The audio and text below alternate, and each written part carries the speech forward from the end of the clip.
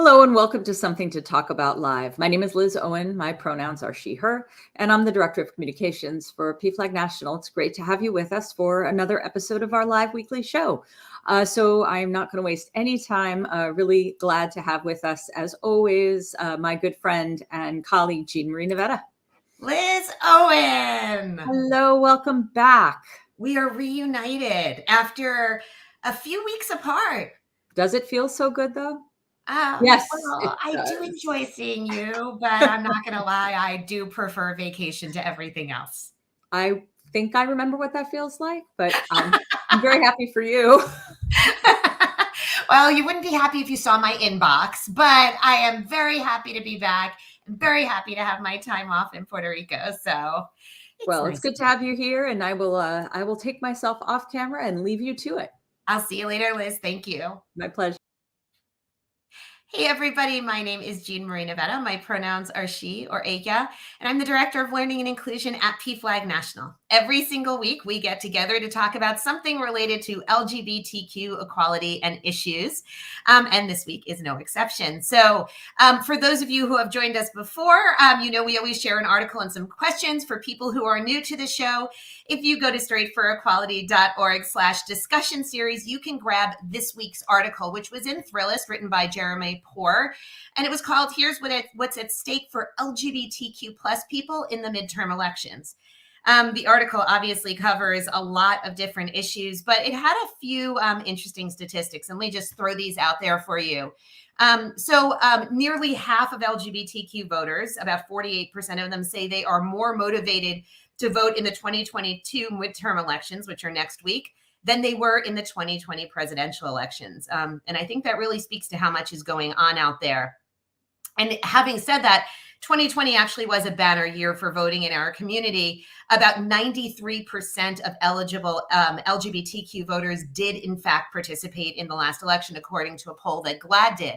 Now, all of that is happening at the same time that we have seen a record number of anti-LGBTQ pieces of legislation introduced in the states, particularly over the last 2 years. So at both the state level and the federal level, there is so much that our community is facing. And so we definitely need to have a conversation about what you need to know just in case you haven't cast your ballot yet. So to do that, I, of course, need to call in some of the smartest people that I know. And so I'm really excited to introduce my colleagues from PFLAG National, Diego Sanchez, our Director of Policy, and Patrick Cochran, the Advocacy and Policy Engagement Senior Coordinator. Hello, Diego and Patrick. How are you? Great. Good. So good to have you back. I'm happy to be back with my friends. While I was happy to be away, it's always nice to see all of my colleagues again. So thank you. So let me start with the most important question on tap, which is, have you both already voted by mail, early voting? And if not, what is your plan for Tuesday? And Diego, I want to start with you on that one. Thank you, Jean Marie. Yes, I voted. I voted by mail. I am a voter in Massachusetts, where my permanent residence, and so I mailed it in. It's very simple, also, and important to track your ballot, which I also did to make sure it arrived. I, like you, did the vote by mail because I'm here in California. And I love that we get text messages tracking our ballot, letting us know when it's been received. It gives me a real sense of confidence in the system.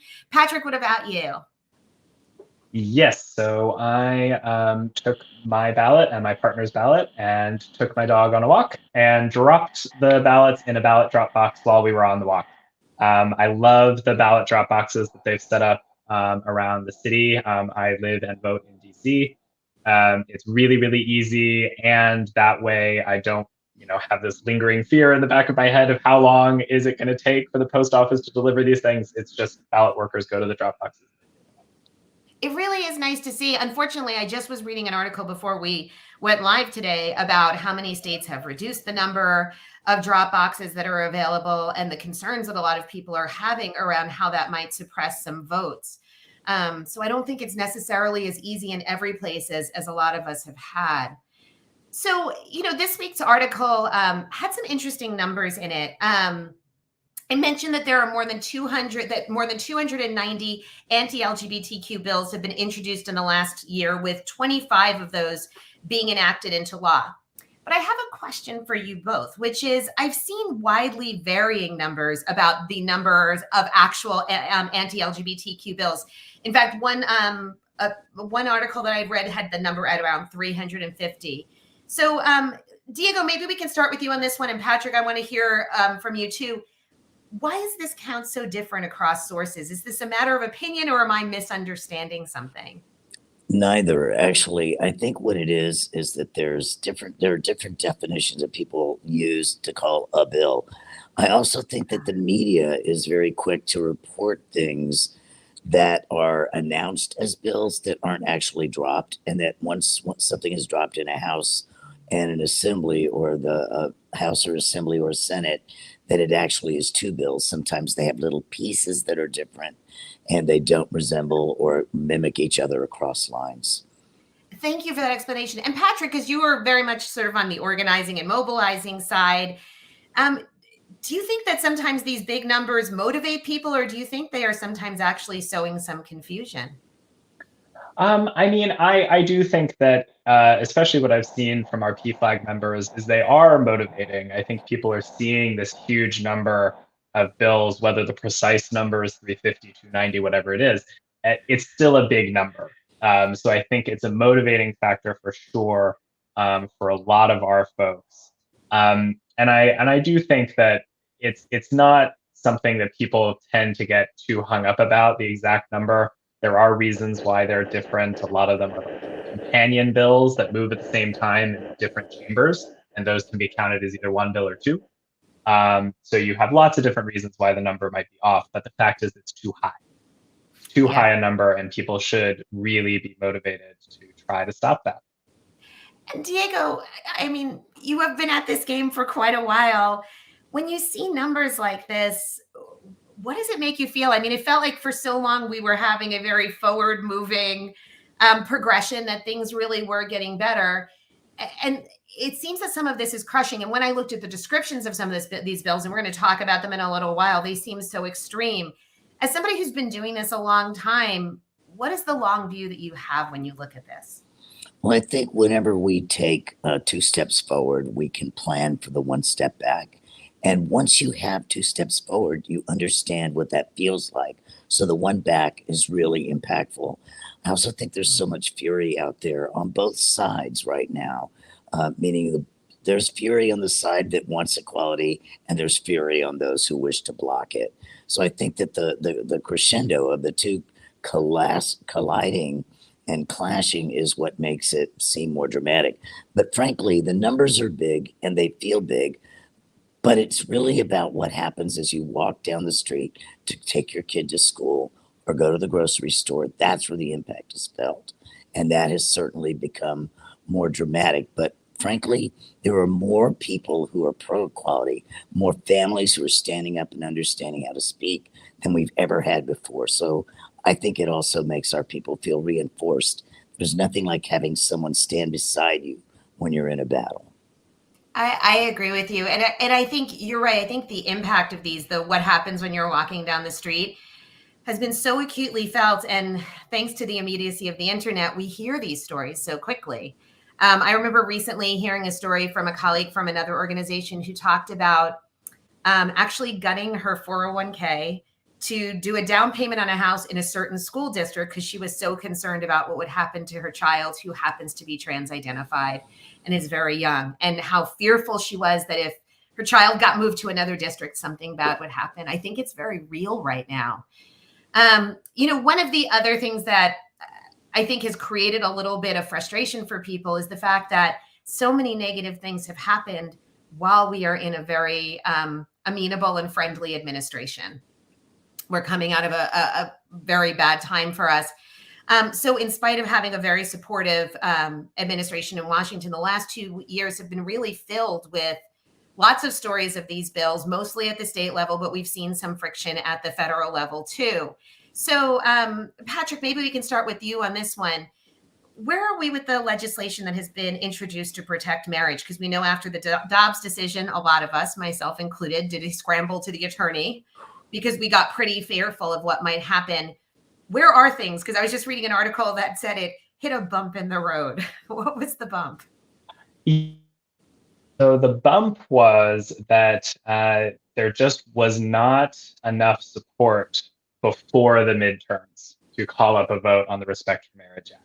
And for those of you who are not aware, the Respect for Marriage Act would codify the Supreme Court decisions in Obergefell v. Hodges, which legalized same-sex marriage across the country, and also Loving v. Virginia, which codified the right for interracial marriage across the country. What the lead negotiators on the bill, which there were several of them, but there was Tammy Baldwin from Wisconsin. You also had Susan Collins from Maine, who worked in a bipartisan fashion to try to find 60 plus votes so that the bill wouldn't get filibustered. And what they found was that if they waited until after the midterms, they thought they could have more than 60 votes, that lots of people would be willing to support this bill. So after Tuesday, I guess we'll find out. We'll see if the bet paid off. I hope so. And of course, we will be there supporting the bill, doing everything we can to make sure it gets a vote. Yeah, I think it caused some frustration among a lot of people because it was more of the let's wait and see what happens at a time when I think people feel very, very threatened in a truly tangible way. The other piece of legislation, Diego, that we have been talking about, if we're really going to be honest, since 1974 in one form or another, is the Equality Act. So I feel like in some ways, after the Dobbs decision, we all scrambled on marriage because people were feeling such fear. Where is the Equality Act right now, and what do you think is going to happen next? Thanks for asking, Jean Marie. I mean, first of all, let's recognize that the need for the Equality Act remains paramount. We don't have equality in so many of the basic, rudimentary things that people identify as things that make people safe and protected and equal in their neighborhoods. When it comes to the actual bill, though, with the Respect for Marriage having to take a step in front of the Equality Act, it meant that we had to dedicate the energy we had planned to use for the Equality Act and rededicate that to the Respect for Marriage Act, because there were people on both sides, from both parties, that wanted to get this out of the way first. So the fact that we had more interest in having conversations about the Respect for Marriage Act meant that we had to put it first.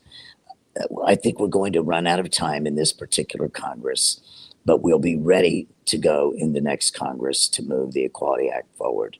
If it happens to come up and there's a spot, I mean, look at what happened with the Don't Ask, Don't Tell repeal, and look at what happened with the Matthew Shepard and James Byrd Jr. Hate Crimes Prevention Act. It comes up in a place. If there's a spot, we'll be looking for it, and if it's there, we'll fill it. You know, I appreciate hearing that, because I feel like whenever I'm out there and we're teaching classes or we're talking to people, I bring up that slide with all of the things that we do not have protections on. And it never ceases to cause at least one person in the class to say, that can't possibly be.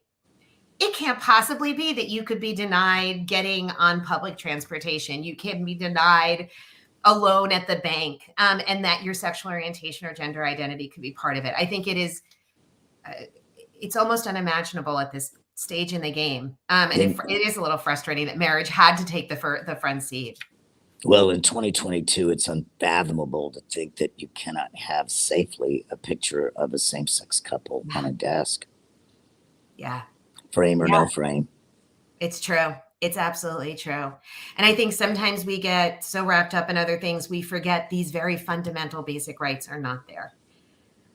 So that looks at the federal level, but I think this election, and particularly the last 2 years, for any of us who have been paying attention, have really seen the importance of state level politics. Some of the most insidious things that have happened, and I'm not just talking about Florida and Texas, have happened at the state. So the article that we shared this week actually mentioned some new legislation that was out there, specifically referring to a bill in Pennsylvania that would take Florida's Don't Say Gay, extend it through 5th grade, with the legislator who introduced it saying that if she had her way, it would go all the way through 12th grade. And that certainly is not alone. We could point to states like Ohio that are seeing similar things. So, Patrick, do you see the state level bills as actually the biggest battle that we're facing, that perhaps these are even more significant in many ways than what we see at the federal level? So I would say, honestly, the biggest battle might even be a step below that. It might be the local level. Wow. because we really are seeing such widespread action when you drill down to the school board level, when you drill down to the library board level, county councils, city councils. Depending on the state you're in, all of these entities as to what they do, specifically when it comes to LGBTQ plus rights. And the policies can just range so widely. And those really fly under the radar because, the dearth of local level reporting at this point, just the fact that because they are local level governments, there aren't the same kind of transparency rules that you get further up the ladder. So I really see that as the biggest fight. And luckily, I think it is the fight where individuals can make the most difference because it is local, because, these elections in some places are decided by like 2 votes. So, your voice can really, really be really impactful. I didn't mean to say really 3 times, but, it can be quite impactful when you get down to that point. Which is not to say that the state level isn't important. Those bills have huge impact. Say, really, really look down your ballot for the local level stuff. I appreciate you saying that, and thank you for challenging me on that one. I genuinely appreciate that. I was actually working on, my ballot recently, and I found myself literally reading about every candidate, and I found it fascinating that even in my quite liberal state of California, I saw in one of the candidate statements something about the importance of restoring parental rights in education, which we all know is a huge dog whistle. And it was amazing to me to see it there, even in places that are pretty reliably progressive. Diego, what kind of state bills and even some of the local stuff are you seeing on the horizon? And let me just ask this, are any of them actually LGBTQ affirmative? Are you seeing anything positive going on? Yes, and actually, Patrick's working on a few right now. Some he can talk about, and some he can't. But we have some local non-discriminatory ordinances coming up. And, when you ask the question about state, I always was thinking like, there's 50 states and there's 1 billion cities and towns. And so do you want, like, if you're at a picnic, do you want a few roaches or do you want the army of ants? And frankly, we know we don't want either, but it's harder to get rid of a bazillion ants. And this affects people at very, very local levels. But I think the thing that's really important is we're looking at the kinds of bills, the ones that we're going to see in addition to the ones we're looking at in volume for this year, this next legislative season, I think will include things like the parental rights argument. And you're going to see some twists on it that I think is going to give PFLAG some unique advantages because of the people who make up PFLAG. Part of it is going to be with parents saying, I'm in charge of my children and I should be able to say everything that they want. And others are going to say, I'm in charge of my child and I want to listen to my child. And then you have another group of parents who are saying, I want to control my family, but I don't want your control of your family to interfere with my control of my family. And I think there's a wedge coming in there that's going to create some confusion and possibly make people have to reconsider how they approach it. The other is going to be religious exemptions. Yes. You're going to see an awful lot more of that. You have to salute the ACLU for, like, back in 2012, they started poking around at collecting information to say someday this is going to be the biggest thing. And I think they're going to be spot on next year. So the thing to look at, though, is some of these elections right now are so up in the air, neck and neck, at the state level and even at municipal levels. But so many states that we knew were going to be neck and neck are like Arizona, Pennsylvania, and others. But Wisconsin was declared neck and neck today, which is just stunning. But I'll let Patrick say something about that too. Yeah, Patrick, what is your take on this? And also, what is a good way for people to monitor what is going at these state level races? So for the state level, and really at any level, a great way to learn about what's going on is to use websites like vote411.org. I actually looked at Vote 411 a lot right before I dropped off my ballot because I frankly had no idea who some of these people were on the DC ballot. So they can be really, really helpful to find out who's running at the state level, who's running at the local level. They even have questionnaires they give to candidates, so you can quite easily see what their positions are on things. And I would also, to shamelessly plug something that I work on a lot, there is Policy Matters. And I would highly recommend, if you are not subscribed to Policy Matters, that you should read my very careful and well-researched writing in Policy Matters, where we talk about what's going on at the state level quite a bit. We also do various action alert emails when bills come up at the state level. So if you're signed up to receive advocacy emails, you'll know when a bill comes up in your state, because we will email you and tell you to contact your legislators about it. I have to go ahead and endorse that. I enjoy reading Policy Matters. I do my first round skim. I go literally through the locations, do my first read, and then I go back and read everything else that was sort of second tier to me, which suddenly becomes first tier because you realize it's all so important. It is a great, easy read. And it also gives you good direction on next steps, which I really enjoy that it's the condensed version, and then it has more. So, the article this week isn't actually all bad news. It did talk about the increased voter participation of LGBTQ voters. But one of the other things that it actually talked about was a boost in the number of LGBTQ candidates. So candidates who are openly LGBTQ. The Victory Fund actually said there are about 101 such candidates this year, which is up 16% from our last election. And so, Diego, let's start with you on this one. Why is this so significant? Because obviously these candidates aren't just talking about LGBTQ issues, but why does this matter so much? It matters because when presence is there, then you actually have reality connected to it. So having representation by people who may not be exactly like everyone, but is certainly representative of more of the community than those who are not, that are not just allies. And I don't mean that allies are just, but they're not LGBTQ plus. And it means that representation is possible.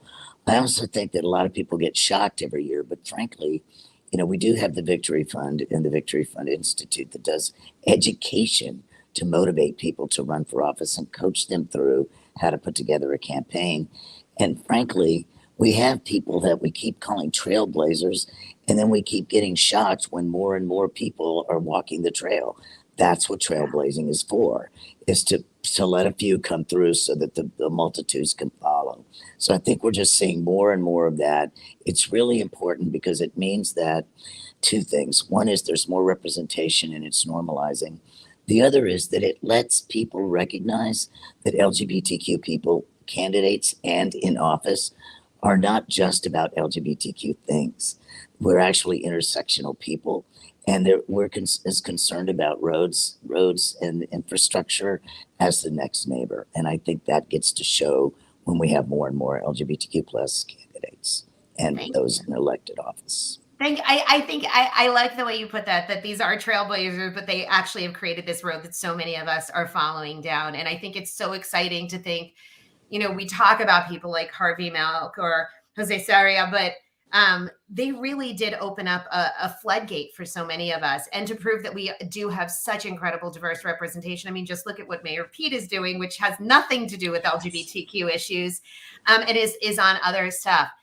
So I want to talk a little bit about the upcoming week. So Patrick, are there any specific races that you're really, really going to be paying attention to on Tuesday? I mean, I know you'll pay attention to all of them, but I could add 3 reallys to it, like really, really, really paying attention to. Yeah, gosh, there we go. So I would say I'll break them into different sections here, and I'll try to go through them quickly. So for governor's races, really looking at Arizona, Oklahoma, Nevada, Kansas, the outcome in all of those races will really, really determine kind of what sort of LGBTQ legislation we see happening in those states, whether they pass and get signed, whether they pass and get vetoed, or whether they just don't happen at all. Yeah. Those governor's races will really determine a lot in those states, and they all look really, really close. Senate, Pennsylvania, Ohio, Wisconsin, North Carolina, looking at all of those. And, again, having a strong pro-equality majority in the Senate is really important. So really look at which candidates are pro-equality candidates in these races. And in the House, we have candidates who are running in a number of close races. Since I lived in Virginia a couple of years ago, I'm very curious what happens in a couple of Virginia races, like the Virginia 2nd District, Virginia 7th. All should be quite close. So I think those are just a small sample of what I will be obsessively looking at on Tuesday night into Wednesday. Yeah, I'm in a redistricted area, and so my race is definitely being watched across the country. And I'm nervous, anticipatory, and I think it's going to be a fascinating outcome.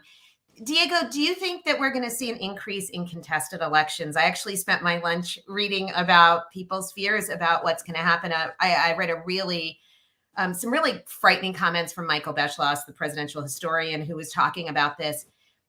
Do you think that this is likely to happen? And if it does, what should people do? Because frankly, last time around was pretty scary, and it looks like it could be a little bit more intense this time. I think there will be contested elections, but I'm going to just say this, just to put it in perspective.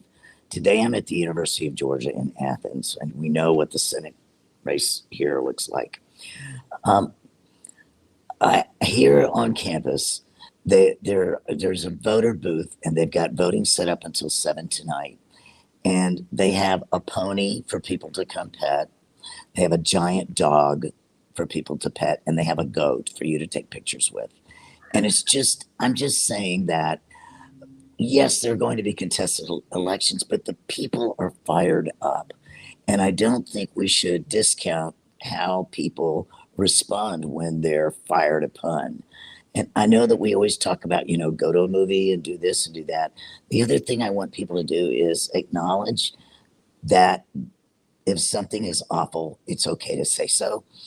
And find people who also believe that, just so that you can say it to each other, not to sulk, but to actually affirm each other's, consternation. And then we get on to tomorrow, because kids still have to go to school, families still have to eat, and LGBTQ plus students and others, adults and children, still have to be able to navigate their lives. So I think regardless of whether there are contested elections, I think that people will stay strong. We've lived through some that, that take forever to count, even at the federal level. Presidency, for heaven's sake, we survived those. So I don't want us to get lost in the fact that there's a lot of people voting. More than 30.4 million people have already cast their ballots as of today, and we still have a little time to go. People are fired up. There'll be contested elections, but it won't mean that people walk away. I always think about a presidential election that did not go in the way I was hoping. And I remember I could barely get myself out of bed the next day. And my mother called me that night and said to me, "Are you still in bed?" And I said, "Yes." And she said, "Well, it's time for you to get up, because tomorrow you have to go back to work."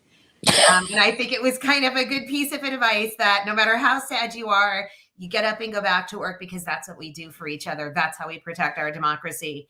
Yes. So one last question for both of you. Any recommendations for the day after election day for people about how to kind of keep that hope solid and sort of stay there? Look, somebody just said our kids need us to vote and be their voice. Patrick, any ways that you are keeping yourself focused and on track and eyes on the prize? So I think, day after an election, regardless of whether the person you like or dislike won or whatever, go outside, take a walk, leave the screen, don't watch the TV, go out and take a walk. Is something I think that's important. And then when you do come back in, don't watch the news, turn on a funny movie, funny TV show, something funny, something light. Those are my pieces of advice. And Diego, you get the last word. Day after election day, what should people be doing to keep themselves afloat? Do what Patrick said, and also call your friends. If it's good or bad, promise for tomorrow if we don't win today, and you can do that with someone at your side. And I say, make sure you have ice cream if you're not lactose intolerant. I agree with you. And if you are, get that lactate out. There you go. Thank you, my friends, so much for spending the day with us. I appreciate your wisdom. I appreciate your advice and your big senses of humor on so much of this stuff. We will be looking, and please, everybody, if you have not subscribed to Policy Matters and our action alerts, make sure that you do this. Diego, Patrick, thank you for being here. Thanks for having us. Well, everybody, that gets us to time once again. Please, please, please, if you have not cast your vote already, make sure you get out and do that if you have early voting. If not, make your plan for Tuesday. Get yourself on that line. And remember that if you are online when the polls close, you still are eligible to vote. If that doesn't happen, make sure that you call the Voter Protection Hotline and report what is going on. We will be back next week with another episode of Something to Talk About Live. Until then, get out there and vote. Please be careful while you're out there. Take care of yourselves. And as we wrap up the same way every single week, please remember to run fast, laugh hard, and most of all, be kind. If you need any help, visit us at pflag.org, and we'll see you next week.